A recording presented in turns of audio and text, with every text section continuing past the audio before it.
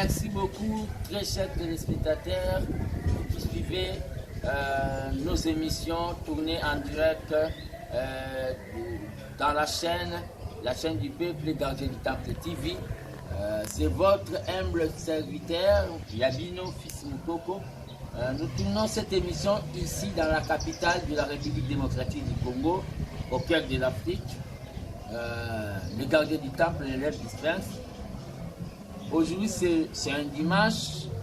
On est venu parce que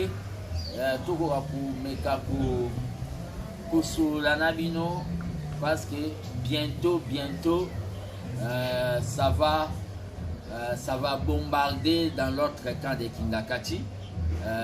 Bazana oyo bakinois balobaka na argot kinois, bazana kipelekesi, bazana perte de vitesse. Là je vois les gens de Front commun, Front des criminels du Congo, FCC, bazana perte de vitesse. Madame Janine Mabunda, la danseuse de Kingakati, au Bamemagana gauche, bazonsi à droite, et le bombardier de l'avion, M. Tambwe Mwamba, ex-rebelle, l'aider par nomination de Kingakati, l'autre est au Babengi, président de la chambre basse, donc Moussousou Aza, président de la chambre haute, Tambwe Mwamba Sénat, Jani Mabunda, assemblée et au Babengi, assemblée nationale. Le tout ça fait Sénat. Bakenda Komona président, na idée Yako Koka, Koyebisa président, Oyo Bango Bazolo ba respect des tests, le Loba Koyeba donneur des leçons. Hier, pendant 18 ans, ils étaient là tout simplement pour faire autorité morale na Bango, M. Kabila, Abanda Kokomandite Bango. Ils sont allés voir le président de la République pour la prestation de serment à la juge au président Nomaki et illégal et salamate. Mais là, mon président, Moko Aza juriste na l'université à Burundi. Là, on voit Tambwe Mwamba, Aza juriste na l'université à Burundi.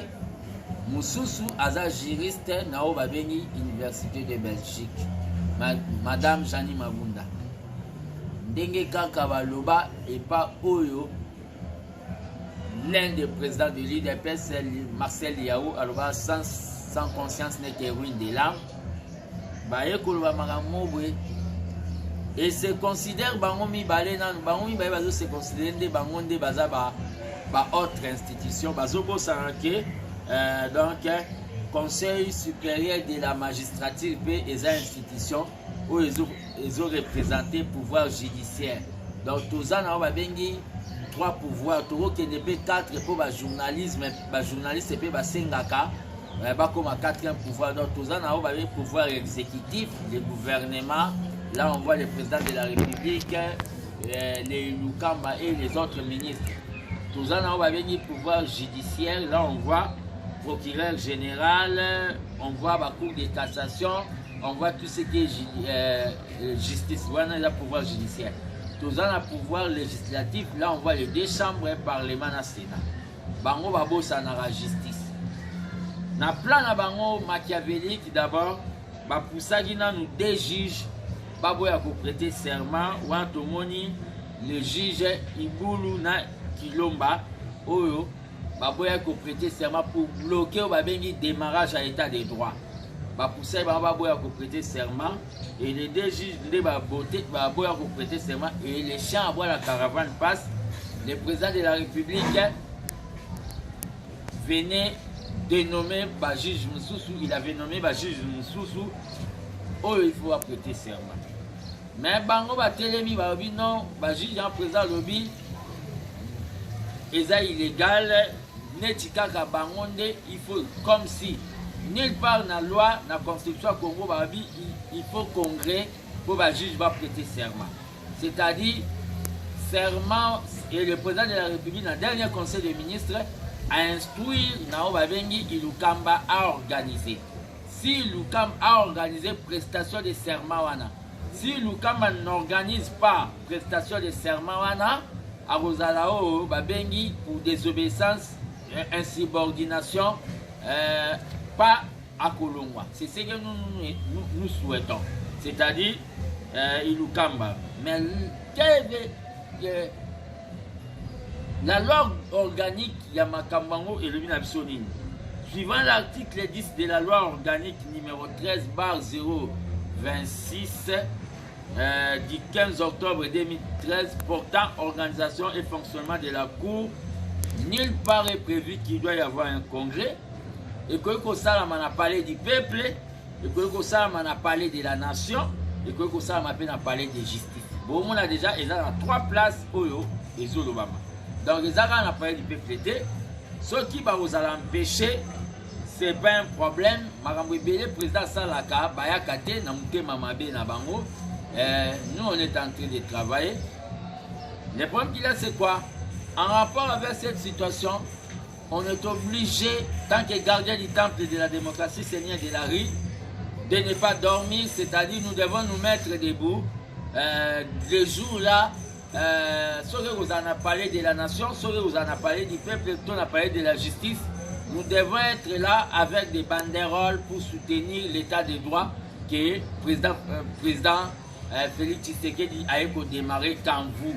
C'est-à-dire, la mobilisation doit être tout azimut ce jour-là pour démontrer que le président Azana Obabengi soutient à la population Nao Yazo Sala. Bazo Lingate, justice et vanda parce que Baebi et Bazana Obabengi, Balitige Yabatutu, Babien Malaki, Babotola Batumapangu, Bakomandita Bamor Yabatu, c'est pour cela Bali justice.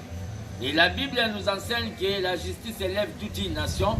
C'est ça, oh, boye nani, l'état de droit togolien, non. Avec l'état de droit, bambongo nyonso, oh, baïbe kozonga, déjà, boyoki, agence nationale de la lutte contre la corruption, ils ont déjà, na bao babengi, ba plainte moro déjà, ba se référer, pe na babengi, rapport Zolo Bambi, en rapport, na ba détournement, bambongo, baïba, donc, agence CESA déjà, c'est ça l'état de droit. C'est pour cela, toujours profiter, tant que mobilisateur, pour dire à tous les peuples congolais, là où vous êtes, dans le nord, dans le sud, dans l'est, dans l'ouest, au centre, Binope Boza Babengi, Bajan et agence, il y a renseignement. À travers notre numéro plus 243 85 084 65 55, je répète, plus 243 85 084 65 55, ce que faux mouvement, au moni mutumora salara na makambu ya l'État azotonga ndaku lokola ndunda batia engrais chimique.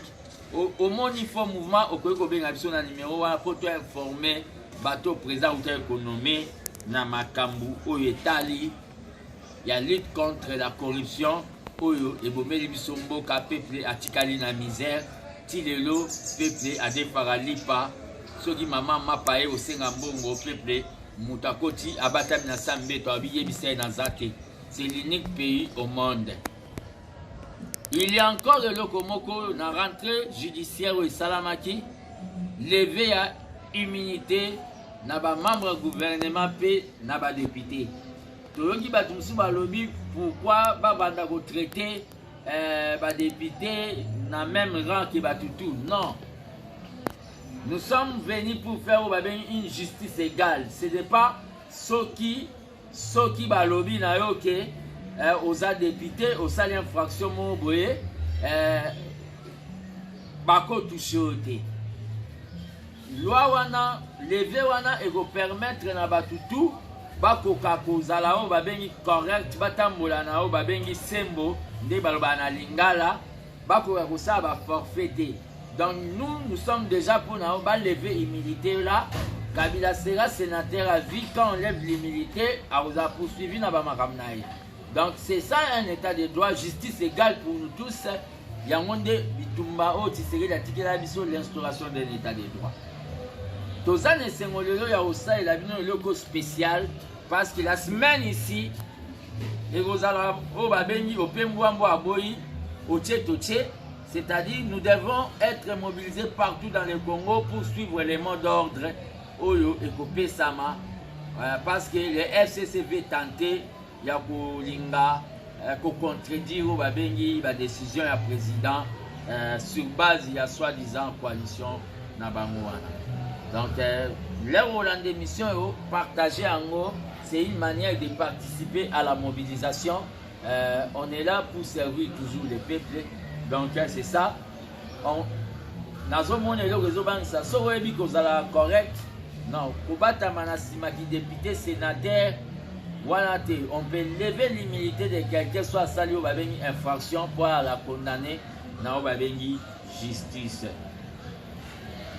Beaucoup de regrets pour les juristes. Il y a Burundi, Mwamba, juriste, il y a Belgique, Jani Mabunda. Et nous sommes là pour vous servir dans le cadre de la chaîne Nabino Obabengi, Gardien du Temple TV. Gardien du Temple TV, et la chaîne, donc la chaîne Obabengi, comme tout autre média, comme tout autre média, il faut informer Bino, tous en vision, dans beaucoup sur TNT, sur Easy TV, dans quelques jours. Bientôt, avec soutien à Bino, nous avons besoin, il y a Obabengi, ordinateur, laptop, caméra. On est capable de faire, on est capable de faire ça. Bientôt, nous allons vous présenter Nabandeko, le recrutement, des missions et belées chaque jour. Donc, des missions, vous présenter Bino, première émission, le temps du changement, des cortiques politiques, la vraie réalité, où on a émission, il y a terrain, Otobando Kende, Kokita, Koto la Sabino réalité, émission, il y a cuisine, il y a les goûts d'Afrique, pour Nabolaksa. Bana ya ba Congolo bana diaspora cuisine na biso ya Congo bako sukara na ba shawarma te bako sukara na ba salade te ba bande ba betaka fungu na tchaka madesu tozana émission ya 4 langues nationales oyo et vous allez émission pour na olagisa bana ya ba Congolo bazali banda ya Congo ba langue na biso pour na ko perdre identité te Chiluba Swahili Lingala et donc Kikongo. Tous en émission cinéma 7e art, où les émissions il y a promotion, il y a artistes et comédiens. Tous en émission fair play, où il y a la émission il y a sport. Tous en émission avec les ouins, où il y a l'émission tout bando yamba basal en Zambie il y a solo, bakuka kolobela liloba. Nous avons des émissions, les actions concrètes, nous avons des émissions on a fait spécialement dans Makambo Fatia Zosala. Donc, Gardien du Temple TV, les chaîne Nabino, c'est une chaîne du peuple par les peuples pour les peuples. Donc, Gardien du Temple TV, nous demandons beaucoup de soutenir Bisso. On est capable de créer, de faire quelque chose. Parce que la politique marche avec la communication. Dans le cadre Yao Babengi, armée des bâtisseurs tisséguédistes, Asbel Oyona Dirijaka, Nakacha UDPS pour nous soutenir mon Konzamboka, pour soutenir PUDPS. Armée des bâtisseurs tisséguédistes, Izana Makambu et Belé Oyozosala. D'ici le mois de novembre ici, nous allons organiser au Babengi une conférence d'information et réflexion, citoyenne de Mesali, la problématique de l'instabilité monétaire en RD Congo et pistes de solutions. Orateur, beaucoup découvrir prochainement. Donc, Tougoussala Yango. Eza conférence dollar et matara batubili ba barate dollar et matara pona nini turubenga économiste donc c'est quelque chose de classe pour organiser et l'armée des bâtisseurs tisséguédistes il faut ngo les porte nango tozo yamba ba membre ba nouveaux membres même aux na Libanda Congo au bengi biso na plus 243 85 084 65 55 plus 243 85 084 65 55 wana bozwanga moko Joris Malema congolais, seigneur de la rue, gardien du temple de la démocratie. Peuple congolais, tola la terre, peuple congolais, soyons prêts à tout moment pour barrer la route. Nabatu oyo, ya mité mamabe, ya batu oyo baboy état de droit, justice et quota.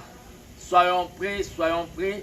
Je remercie le mouvement Nyonso, il y a eu des paix, c'est-à-dire armée des bâtisseurs tisséguédistes, NJT, RDT, Force du Progrès, Asafati, Asofati, Vision Fati, Mouvement Fatiste, tous les mouvements de l'UDPS, tout créer synergie dans les actions, tous à la unité dans l'action, au cas où ces gens vont tout éliminer.